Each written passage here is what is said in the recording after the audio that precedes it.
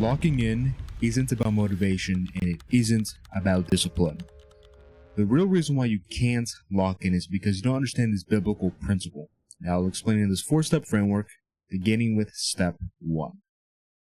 Alright, step 1, super important, but first we need to talk about what this video is going to go over. This video is going to go over how to know where you're at, how to know where you want to be, and how to get to where you want to be. Couldn't think of a more valuable video that will be condensed in such a short time period. With that being said, step 1 is about confession. Now, the Bible talks about confession all over the place, but what really is confession? Okay, confession is the unpouring of yourself, the emptying of yourself, the emptying of your sin. But sin doesn't mean what you probably think it means. Sin isn't merely just in the sense of you did something morally wrong. Like, I don't know, you stole something. You stole a candy bar. You stole a cookie out of the cookie jar, Jimmy. All right, it's bad. Don't do that. Sin is more than that. Okay, those are examples of sins, but other examples of sin are the meaning of it, meaning missing the mark. Okay, so when you're talking about confessing your sin, it's not merely just admitting when you stole something, it's admitting in what areas of your life you're missing the mark. So it could be skipping your workouts, it could be not being lazy, it could be all these different types of things, right? So this is the most important first part, because you can think of yourself like a house. And the goal of transforming, the goal of locking in, that is to transform, to clean the house. But to clean a house, you first have to take account of what state the house is in. And that's what you're doing right here. You're trying to figure out, okay, what state is my house in? What's good? What's bad? And a lot of people don't go over this because they watch these grind set motivational videos that don't actually lead to any transformation because they skip over this part. It's like the meme of the guy at 3 a.m. who's like, yeah, I'm going to lock in, I'm going to grind, I'm motivated. And then they goon in the morning to Reddit, okay? You don't want that. So this is how you do that. Take the whiteboard out, or the blackboard out, rather. You simply want to draw, let me make this bigger. You simply want to draw a chart going over what's good and what's bad in your life. So, the good and the bad. Let's go over the examples that someone might have. Right? Maybe the typical person who watches videos. Good, motivated. If you're watching this video, you're probably motivated to do something. That's a good thing. Bad. Maybe you're lazy. Maybe you aren't getting what you need done. Maybe you're broke. That's a bad thing.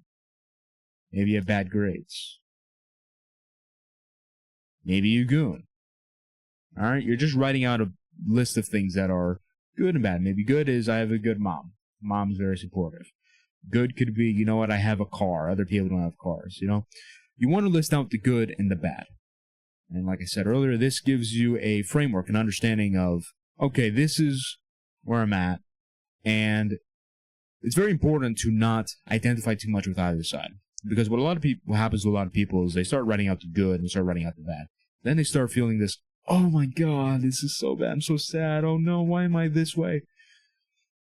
It's good to feel that way because it means you care, but at the same time, that is identifying too much with external things, okay? There's something very important that you can think of you can think of yourself like a boat on an ocean, okay? Your goal is to be steadfast in this boat, consistent, sailing along no matter the waves. So when things are good, the waves are nice and calm. But when the waves start crashing, waves start going up and down, are you able to stay calm and keep level this boat and just go with the flow? Or do you go into chaos and you end up capsizing, end up sinking? So you want to be able to look at this objectively. You want to be able to relax and really just be honest with yourself. Okay, honesty is the best policy, as that one cliche goes. And this is, you could be called the low point in a story. And you can always think of your life like a story. It's very useful. You think of Jesus, he had his low point in the Garden of Gethsemane, when he cried out to the Father, because he was about to be crucified in the most painful death in human history. Or you can even go to stories, because the thing is, stories are universal. Okay, for example, Jesus is an example of a hero story. Jesus is the ultimate hero. He's the hero of all heroes in the same way he's the king of all kings. right? But the way these stories work is humans tell these stories with different figures and different characters. So think of Rocky. Does Rocky start at the top? Does Rocky have everything figured out at the start? No. In fact, he's basically a bum at the start. He's a bum that gets bum fights. All right? And you see this pain, you see this suffering in all these people, whether it be Jesus, whether it be Rocky, any of these figures that you can put into this story format. And it tells you something very important, okay? For you to go up, you must first be down. Because the difference between winners and losers is how they treat suffering. A lot of you guys have the wrong idea of suffering. A lot of you guys have the wrong idea of being low. A lot of people think that winners are never low. Winners never suffer. Winners are never sad. Winners are never mad, so on and so forth. They think they just live these perfect lives. And social media further emphasizes this point. But here's the truth. Okay? The difference between winners and losers is that winners look at loss, they look at suffering, they look at these low points as opportunities to move up. Because to be delighted, you must be able to suffer at the same time. If you can't suffer, you can't be delighted. Meanwhile, the losers, or, oh, that's mean, whatever word you want to use, okay? The people who loathe, the people who complain, the people who are ungrateful. Right? Winners are grateful for suffering. Losers are very vindictive towards suffering. They become very angry at the world. All right? And you may be angry at the world. You can think of times when you're bitter. I can think of times when I was bitter. But no matter your mental state, it's very important to understand that the good and the bad is the good and the bad. Right? Just because you're mad about it, or even if you're just happy about it, doesn't change how it is. It's very important to take stock of where you are right now as a first step, so you can then do the second step properly. Speaking of the second step, let's move on to that. All right, the second step. The second step is about setting goals. But there's a very, very important caveat that needs to be gone into, because so many people make this one mistake that completely destroys any chances of doing anything special. I'm going to use an example. All right, so we all know who Kobe Bryant is. You know, my audience is mostly male, although we have a few female viewers, you know. How y'all doing? But yeah, we know who Kobe Bryant is. Kobe Bryant is one of the greatest NBA players of all time. But when he got into the NBA and when he got moved to the Los Angeles Lakers, he had 2 all-star guards that were starting over him. Right? Starting, that means they're playing, and Kobe was on the bench, which means he didn't play much. Now, this is where the important point for this video comes in. Imagine if Kobe was like, you know what? I'm okay with being a bench player. I'm a bench player. That's all I'm going to be. You know, I'll just try and be a good bench player. If Kobe thought like that, then you wouldn't know who he is, no one would know who he is, and he probably would have been out of the NBA very quickly. What did he think instead? He thought, you know what? I'm going to be the best. I'm going to be the greatest player of all time. I'm going for that starting spot, and I'm going for more. What is he doing? He's thinking big. People have a problem with thinking small. Okay? I know how this is. You think of, oh, if I just had an extra $100, if I just had an extra $50, if I could just, you know, put on an extra pound of muscle, you know, all these different types of thoughts. This is thinking small. Okay? When you're setting your goals, when you take stock of where you are and you understand, okay, this is where I want to be, you need to think big. Show me a successful person who didn't think big, and I'll show you a dude with girls that are friends that isn't homosexual. Point being, doesn't exist. All right? You need to think big. That's the first rule. The second rule is you need to be brutally honest with yourself. This carries over from the first step. If you're brutally honest with yourself, you gain the ability to actually commit to what you're doing. Because imagine if you're trying to follow a lie. You know that one VeggieTales story where Junior tells a lie and the lie just gets bigger, bigger, and bigger and bigger, and to the point where you can't control it anymore? That's similar to how living your life is. Right? If you are living a lie, if you're living towards something you don't actually want to do, that is going to catch up with you. It's going to get very stressful. All right? So, be honest and think big. So, goals. Draw all that out. You want to set a few goals. Right? You want to keep it few. Right? You do not want to be all over the place. If you're all over the place, that is not good. You can't have like 50 different goals. Because it's always more important to go deep than to go wide. All right? If you're going in deep, you're able to dedicate more energy and more focus to it. Let's use an example here. Let's say someone is trying to develop different skills. Let's take a basketball player. Okay? Using a lot of basketball examples. And he has different skills. So you have shooting, you have defense, you have rebounding, and let's say, what's another one we could put? Passing. So, and you have 15 points to spend. Okay? You can either divide it evenly to 5, and actually, no, it's 20. Excuse me.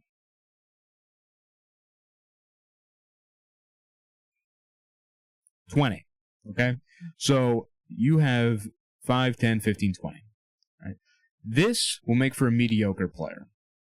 He's not really good at anything, but he's also not really bad at anything, right? But let's say we took a different route. Let's say we said, all right, we have 20 points to spend. We're going to do this.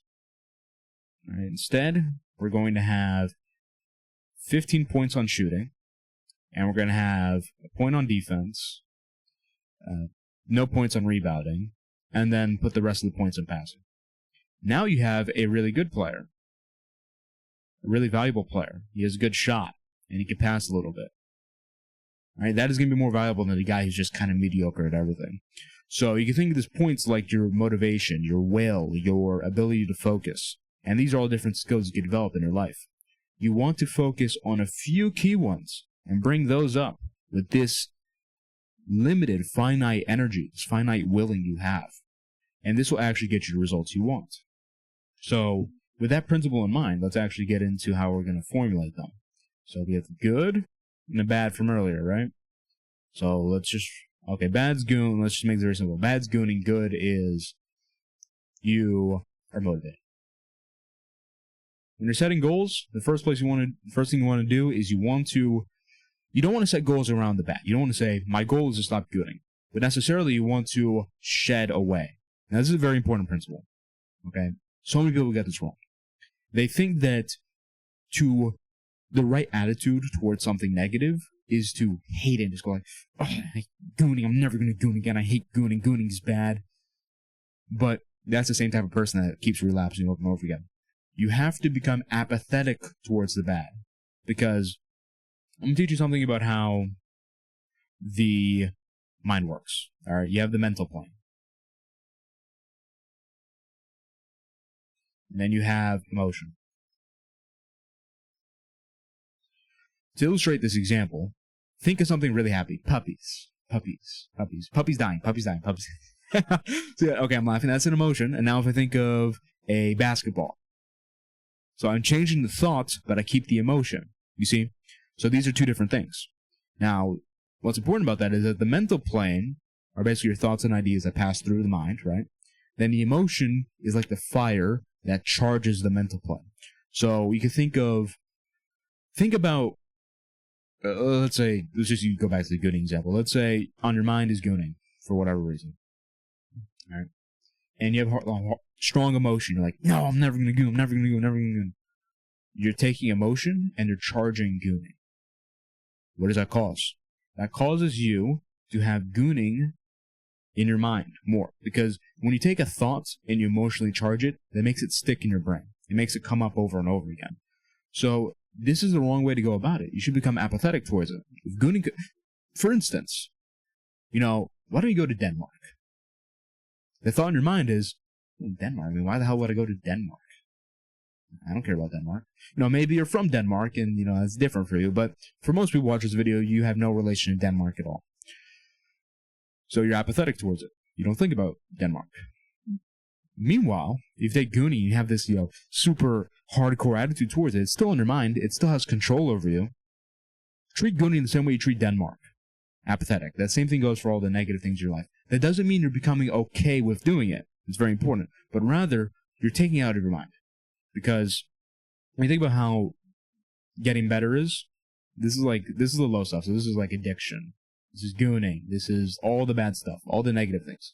This is like you, right? And it's important to take a look at it and understand it. But if you want to transcend it, you don't do it by staying here and looking at it. Instead, you'd be like this other guy, right? These are good habits. This is working out. This is getting closer with God. This is money, business. This is, looking better, fashion, appearance. And you build up these positive blocks.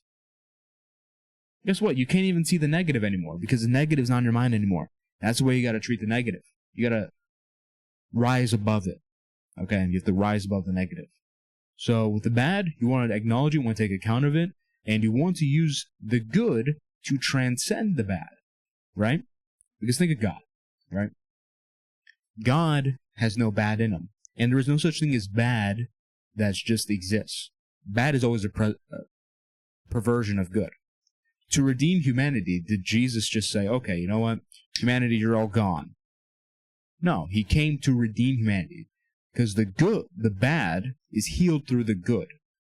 So you don't focus too much on the bad. Acknowledge it, confess it, but you want to use the good to overcome the bad. So, you're motivated, and then you want to just write out whatever else. Okay? And you want to double down on the good. Whatever you're doing good, you want to write down, okay, you know, I'm going to keep doing this, I'm going to keep doing that. Focus on the good. And from there, you should have a list of stuff. So, things I'm going to double down on. I'm motivated. You know, it's good. Don't rely too much on motivation, but it's good. You know, when you have it, take advantage of it. You're motivated. You are committed to doing things. You have a car, right? Double down on these. These are assets, okay? It's like building a portfolio, stock portfolio. You want to build up assets, okay? And then the bad, you want to acknowledge it, you're trying to rise above it. And now you're thinking of, okay, what else can I add? What are the big things I could do in my life that will help me? So first, you want to do your non-negotiables. So you may have school. Okay, you go to school. You have no choice. All right, school. Let's go for good grades. Okay, that's cool. Good grades. You know, make the most of my time out of school. And then let's say, you know what? Think of what you really want. Remember, think big. What do you really want? You know, what is you can think of it as like, you know what? If I did this in my life, I would be super happy, and this would, you know, really be fulfilling. Think of that. Let's say you want to be a fitness influencer.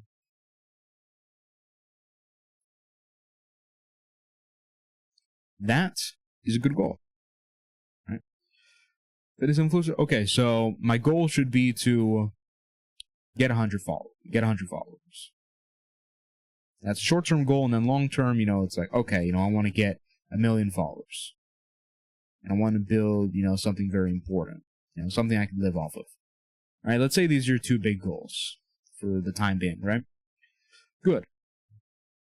You have doubled down. You want to inject all these good things into that, right?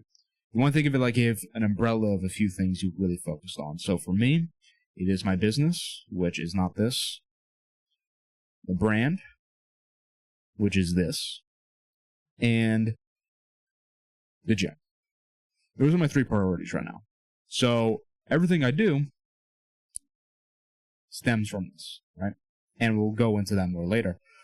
And then you have the meta. So the meta is stuff that helps with all of them. So learning. It helps with all of them.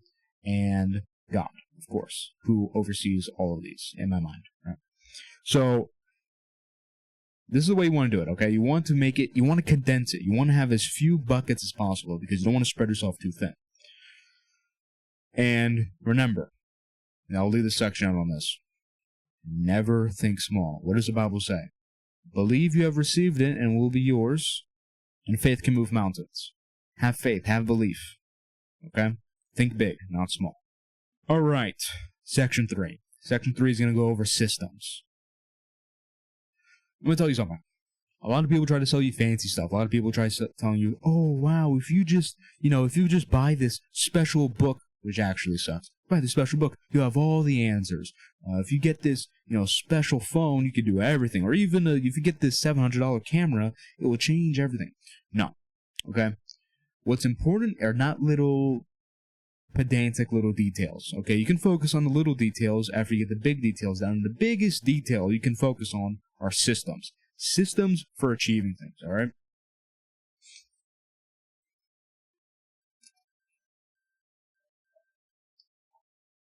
The gym is a perfect example of this. So let's say gym. Okay? You can either be like Bob. Okay, this is Bob. Bob says, okay, Jim, I need to buy creatine. Okay? Let me get some BCAAs. And let me go get, some magazines. Let me research for hours on training routines. Let me get a bunch of supplements, more supplements. Right, all these different things, routines. Right. What is Bob doing? He's focusing on things that don't matter. They aren't that important. Now let's take Jim. Jim says, okay, Jim, I'm going to focus on Jim. I swear, I promise I didn't mean to do that. Let me turn on blue light filter. Let me get the blue light in my eyes so I can record properly. Okay, so Jim says, okay, I'm going to go to the gym 3 times a week, and I'm going to train hard. Who's going to make progress? Jim, because he's focusing on the thing that's important. This is the system. This is all the little details that don't matter. Okay? You don't want to be like Bob. No, Bob. I want to be like Jim. So this goes for everything, all right? You do not get results from doing all the little details. You get results from picking the most consequential thing towards reaching that goal and just focusing on that. So, let's do another example here. Let's say your goals are... Actually, I'll just do my example. Okay, brand, my business, and the gym. Okay, so what will give me the results? What's the one task, the most important task I can get done? Okay, well, for gyms, train, obviously, lift weights. Business, well, for me, it's listing inventory. Right? Listing inventory, putting on the website. For brand, it's make good videos. If you make a good video, you get a lot of views, and, you then get what you want. There you go, boom. Literally that simple. And the thing is, you have a brain, okay? You are a human being with rationality. You're not a product of monkey butt sex that's related to a strawberry, okay? You can do important things, and you can use your intuition, something that humans have. So you imagine yourself, okay, I'm a successful businessman. See yourself as that in mind. You think, okay, this is where I'm at. How do I get there? Your brain spawns the answer. Well, in your case, maybe it's like, okay, well, you should actually start trying to start a business and learn from your mistakes and make things happen. Boom, that's what you should go do. It's literally that simple. Now, from there, there's obviously little things like here, okay, well, diet, that matters a little bit. Let's get calories in. Maybe let's take some creatine too. But see, I'm not like, oh, the creatine will completely change everything. No. It helps. I understand it helps. Business. Okay, well, if I make social media content, I get more people on the website. If I have to fulfill orders, that's not negotiable. Right? And for video brand, well, I have to nurture the Discord. If I have a good Discord, then, that'll help me in the future. And, if I work on my speaking skills, that will also help me make videos. So see, it's one big thing, and then these big things have little sub-things, right? You would think of these things in your mind automatically. And over time, you get better at being able to build up these trees, right? So that's literally all you're trying to do. You're trying to take your goals and you're putting it into very essential task, a system to understand what to do. And this will build up your daily routine. So what is a good daily routine? Okay, is a good daily routine, doing all this fancy stuff like, wake up in the morning, have a cold shower, and then meditate? No. A good daily routine moves you closer to your goals. There's something very important you have to understand, all right? I don't want you to watch this video and end up like the 99% of people who watch videos like this, okay? I made this video in a very specific way to where you can understand this. Because what most people do is they say, I'm going to watch this motivational video, I'm going to lock in. Then what happens? They watch a video, they do nothing, and they end up watching the same video by a different guy like 2 months later, and they end up in this endless hamster wheel. It's because they can't commit. And in the next section, we're going to talk about commitment. We're going to talk about really being able to ground yourself and stay in it. But for goals, okay, it's very important to understand that a lot of you guys think like this. Like, if I work it, it's going to be like this. No. Gym progress doesn't work like this. Business doesn't work like this. Nothing works like that. Okay, learning even doesn't work like that. It goes like this. It's an exponential graph. Okay, not a linear. It's a linear graph. It's not this. It's this. So you have to be able to be consistent. And this is why doing what you love is very important. You have to be able to be consistent for all these low points, because after those low points, you get to a high point. For me, when I started my business, I was making zero. I was making $0 for years. Maybe I'll get a $100 a month, and then I'll get like a $50 a month, but no, it was mostly zeros. But then 1 month, 4K. 1 month. Imagine if I said, you know what? I quit. Yeah, it just doesn't work. It's just bad. It's just luck. No, you got to stick it out. You stick it out, you get it. Because what does the Bible say? You reap what you sow. This is sowing. Okay? I promise you, if you stick with it, you will eventually sow. All right? And the linear graph only applies when you're having a job or you're at school, which is why a lot of people think about it the wrong way, because they're conditioned by jobs and conditioned by school. So, that being said, daily routine gets you 1% closer to your goals every day. And so, for me, what is a good daily routine? Okay, a good daily routine for me is, okay, I work on something related to the brand, I work on something related to the business, I work on something related to the gym, and I get better at it every single day. Then you have things that surround that, which we'll go over more specifics in the other video, in the next section, but just think of it like, okay, I have work block, work. Another work block. All right, you want to have work blocks of 1 to 2 hours. And this varies a lot for the person. Some people like bigger work blocks. Some people, in fact, for me, I don't even really like work blocks, although work blocks work for most people. I go with the flow a lot because you have to balance things out based on the way you are. For me, I'm a very type of person. Work. So for me, I got to relax, ease up a little bit. Just say, okay, you know what? Tomorrow you want to get this done and that done and this done, and that's it. And then if I just let myself go with it, then I'll get it done. Right? Some people, they're too laid back, so you have to give yourself more strict time blocks. You have to figure that out. It has to be adjusted for you specifically. To recap the section, just so it's very clear, you want to set your goals very clear, which is from the last section, and through that, with this section, you want to find out what is the one thing that gets me to that goal the best. What is the most important thing for that? Focus on that. You have little sub things, do those too, but mainly focus on the big things. All right? And get better at that every single day. Eventually, that exponential graph will spike and you'll get what you want. It's literally that simple. But you can't forget how to regulate yourself, which we're going to talk about in this section. All right. This is going to be about auto-regulation. Now, this is something you're not going to see in these other videos. I mean, there's tons of things you won't see in these other videos, but auto-regulation is super important because a lot of people, they will be grinding for a week. For a week, they'll be like, yeah, I'm working so hard, I'm doing things right. But after that week, they end up falling off because they can't regulate themselves. They're on these constant up and downs, ebbs and flows. You want to be consistent. You want to be, nice and even, like that boat we were talking about earlier in the waves.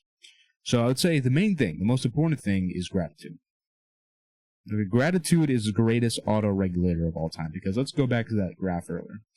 You guys want to do anything, you have to deal with this low point. Eventually get to the high point.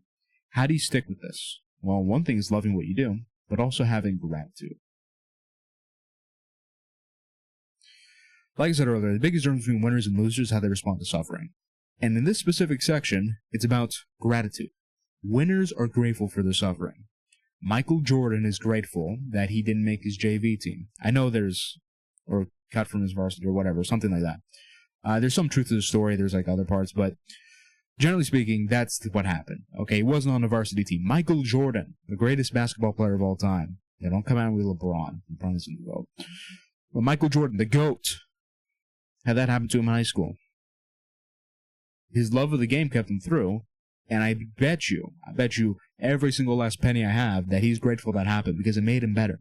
That's how winners respond to adversity. Losers just go like, oh, they give up. Imagine if Michael Jordan was a loser and he gave up. We wouldn't know who he was. That's how important this is. Gratitude is what keeps you afloat. And there's always time to give thanks. The Bible always talks about giving thanks. And people view gratitude the completely wrong way. They always view gratitude in this way of like, well, gratitude, it's kind of gay. It's kind of like, No, it's, to be ungrateful. That's this. Because think of people who are like this. Those are the most vindictive. Those are the most ungrateful people. okay? Usually, the most poised, the most masculine are very grateful people.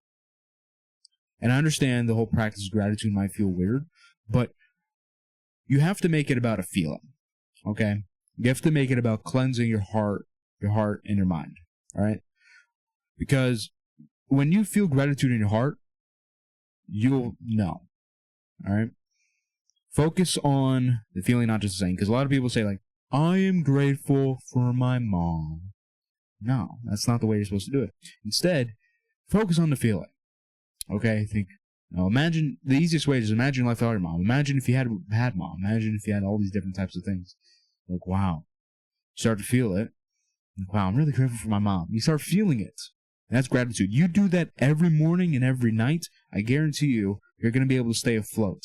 Okay, because this staying afloat, this is grounding yourself. All right, that's what staying afloat is. So, the Bible says, cleanse your heart and mind, always give gratitude. Of course. It's very important. And beyond that, you have dealing with your baseline.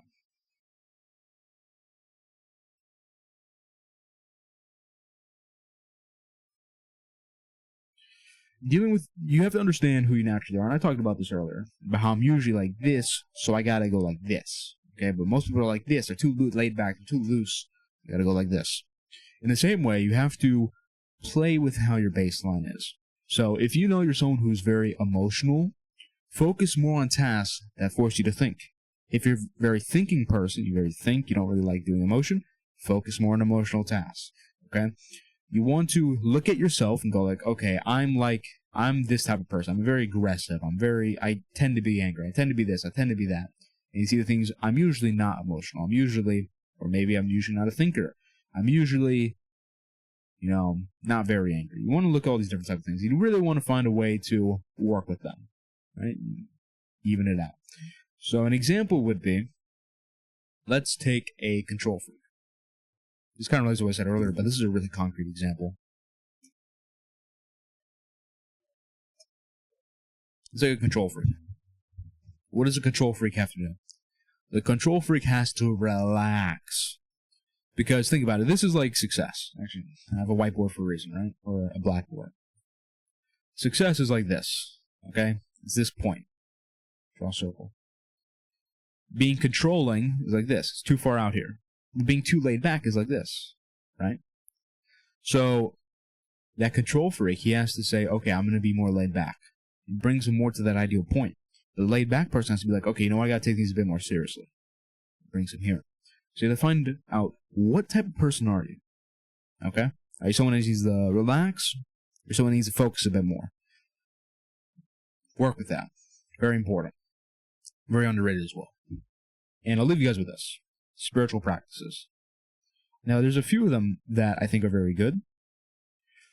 But these are the main ones. These are the most important ones for what you guys are trying to do. Because these are the ones that keep you afloat. These are the ones that keep you going. Okay, it's super important. So, first is prayer. Now, here's what you understand about prayer. A lot of people don't understand prayer. Prayer is not the 2-minute or 30 seconds you're like, hi, God. Please make me not fat, God. God, please make that girl not friend zone me. Okay, amen. And then you just go out and be a loser. That is not what prayer is, okay? That's a part of prayer. Not that specific prayer, but actually, taking time to think of the words and do that. That's part of prayer. But prayer mostly is living out the end state, all right? Because what does the Bible say about prayer? The Bible says, believe it and it will be yours. What do you ever ask for in prayer? Believe that you received it. What is belief? Belief is not something that's condensed to this little moment, this little 30-second period.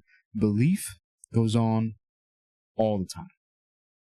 So, think of where you want to be, all right? Should be aligned with God, of course. See yourself as that. Live in the end. Have that feeling. Live with it. That's belief. That's faith. That will carry you on forever. Faith.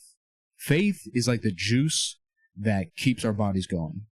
People without faith, people without gratitude, people without any type of things, they dry up faster. They die. Okay? Very important. Pray, belief, faith, live through faith all the time. Gratitude is what keeps your faith strong. Pray. Next, focus. This exercise used to counter all the brain rot. You guys probably use a lot of TikTok. It's not good for your brain. It's not good for focusing. What is locking in? Locking in is being able to take a point and really zone in on it, lock in on it. If you can't focus, you can't lock in. So, take an object. Right here I have, I'll use my pen. Set a 1 minute timer, 2 minute timer, 3 minute timer, and just focus on the pen. Literally just look at the pen. You think of, oh, what is Stacy doing? No, look at the pen. No, look at the pen. Focus on the pen. That builds your focus. Then you have equanimity. Very important exercise here. This helps you deal with the ebbs and flows of your emotions. So what you do is you sit, and your goal is to do nothing at all, except breathe, obviously, for 1, 2, 3 minutes, however long you can do it. Sit down, you do nothing. You get the urge to scratch your neck. You're like, you know what? I want to scratch my neck, but I'm not going to. I have control. If you like turning your head, do the same thing. If you like pick up your phone, do the same thing. Over time, you want to build up the intensity and build up the time. It's just like working out in the gym. Focus, pray, focus, equanimity. The gratitude, we talked about that earlier. Just write that down so you guys can have that there. Gratitude. I made that one separate because it's so important. Right? It's the foundation of prayer. It's the foundation of, communing with God. Gratitude. The last one will be backwards review. So this one is a very underrated one as well. These, if you go in certain fields, you'll find these ones, but, these, like, typical YouTubers aren't talking about this. Backwards review, actually, there's no S on the end there. Backwards review is, okay, that's a very ugly line right there. Backwards review. How many times am I going to say backwards review? All right, what it is essentially at nighttime, before you go to bed, you want to think about your day, but in reverse order. So, let's say at night, you're someone who just brushed your teeth, and you're doing your practice. Like, okay, I brushed my teeth. Before that, I went to the bathroom. Before that, I was on my computer, watching YouTube. Before that, I was on Discord in a video call. See what it is? You're just going all the way back to the start of your day. When you reach the start of your day, you finish the practice, and this helps you build that awareness muscle, helps you build attention towards what you're doing, which is very important. And it also helps you objectively review what you did in the day. You're like, you know what, tomorrow I can improve this, and I can improve that, and I also did this really good, so I'm going to double down on that. Those are the main principles of autoregulation. To quickly summarize, you want to focus on gratitude, being able to balance out your natural tendencies, and do these spiritual practices that will keep you afloat and keep you going. Very important. Do not skip this section. I know you guys just want to get into it, just working, but take a moment, take a breath, and focus on this, autoregulation. It's very important. All right, thank you for making it to the end of the video. Join the Discord for more advanced information. You get access to me as well. And subscribe for more videos like this. Like the video, watch this other video that I might put on the title card. All that good stuff. See you in the next one.